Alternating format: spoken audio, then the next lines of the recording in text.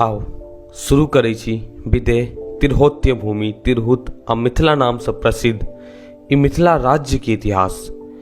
कच्छ के रण से एकटा गुरु आ एकटा शिष्य, गुरु के नाम गौतम रहुगण आ शिष्य माधव विदेह कच्छ के रण से प्रस्थान केलखिन एकटा एहन जगह के खोज में जे स्वर्ग से सुंदर रहो आ जकर जमीन एतेक उपजाऊ रहो जे अकाल के कोनो संभावना तक नहीं। अपन यात्रा में विदेह आ हुनकर गुरु सबसे पहले इलाहाबाद पहुंचल। इलाहाबाद से बनारसी गेला। बनारसी के लग में रहल सदानीरा नदी के वही पार वही समय तक क्यों नहीं गेल छला।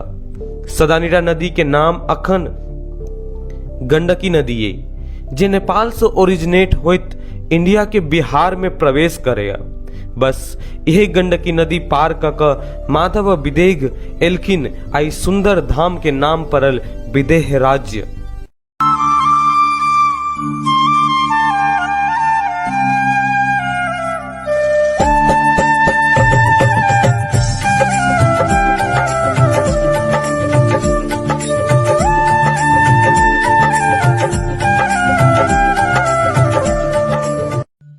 कोनो नीक काज एते सरलता से नहीं होई छे, अहो में बाधा एले। ई नदी पार करे से पहले बनारस के लोग सब हिनका रोकने छलखिन, ई कही क जे नदी के वही साइड जे केओ जेते से विलुप्त भ जेते, से मर जेते, इंग्लिश में डीजेनरेट भ जेते। ई बात सब कह के पाछा बनारस के लोग सब के एकटा मानसिकता चले ताकि दोसर कोनो कम्युनिटी एत बसोबास नहीं कर सको। माधव विदेह बनारसी लोग सबके चाल बुझ लेलखिन आ नदी पार क विदेह राज्य तक खोज लेलखिन। लेकिन समस्या तो तबो एले, लोग सबके केना समझाल जाय जे नदी के वही पार के जगह हुनका सबला ठीक छे, क्यों नहीं मरते विदेह राज्य में गेला सा। बनारसी लोग सब जे हल्ला फैला देने छलखिन जे नदी के वही पार जाइते आदमी विलुप्त भ जेते, प्रकृति में टूट क मिल जेते, ई हल्ला के बंद केना कैल जाए। राजा माधव विदेह आ ऋषि गौतम रहुगण बहुते सोचलखिन।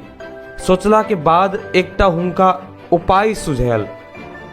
सनातन धर्म में 4टा वेद होइ छै आ जे चारू वेद पढ़ने रही छथिन हुनका सबके होता कहल जाइ छै।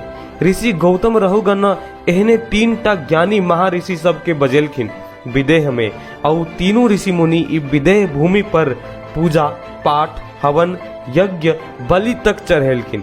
बस इहे पूजा पाठ के कारण विदेह के ई जमीन बाकी धरती के जमीन सबसे अलग भ गेल, पावन भ गेल, पवित्र भ गेल।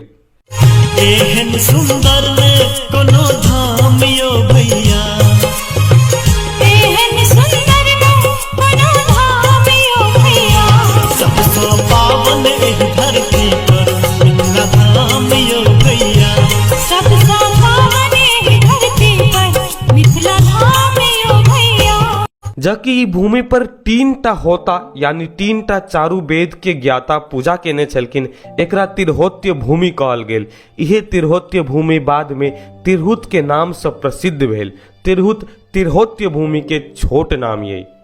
माधव विदेह के वंश में राजा निमि भेला, जिनकर अकाल मृत्यु भेल आ मृत्यु के प्राप्त भेला तक हुनकर कोनो संतान नहीं छला।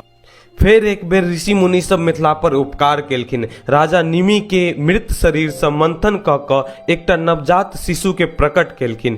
कियाकि ई शिशु मंथन क क प्रकट काल गेल छले, हिनकर नाम मिथि पड़ल।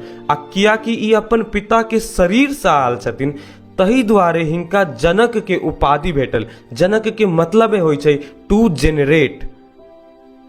राजा मिथि के काल में तिरहुत राज्य के विकास अपन चरम पर छला, जै के स्मरण राखा के लेल तिरहुत के लोक आ ऋषि मुनि सब ई राज्य के नाम हुनकर वीर आ पराक्रमी राजा मिथि के नाम पर राखा के निर्णय केलखिन।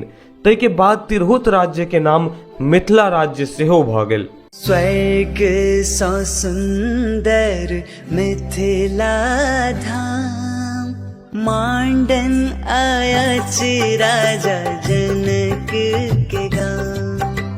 स्वर्ग सा सुंदर मिथिला धाम, मांडन आयाच राजा जनक के गाम।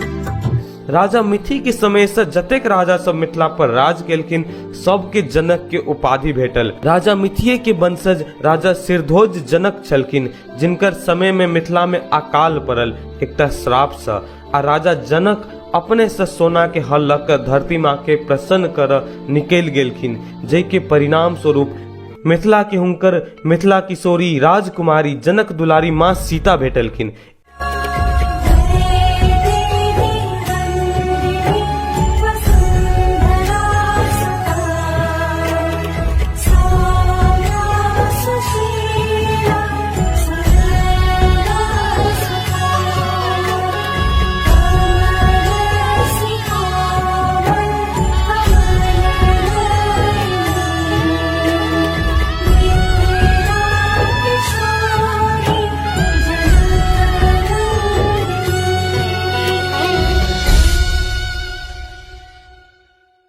ये पूरा इतिहास वैदिक काल के मिथिला के इतिहास से, ऐ के बादो के इतिहास से।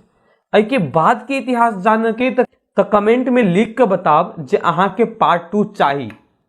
आ हमरा नहीं लगे जे इहो वीडियो हमर रेगुलर वीडियो सब जगह 100-150 व्यूज डिजर्व करे छे। तो प्लीज रिक्वेस्ट करे छे जे अगर अहाँ से होई तो प्लीज वीडियो शेयर कर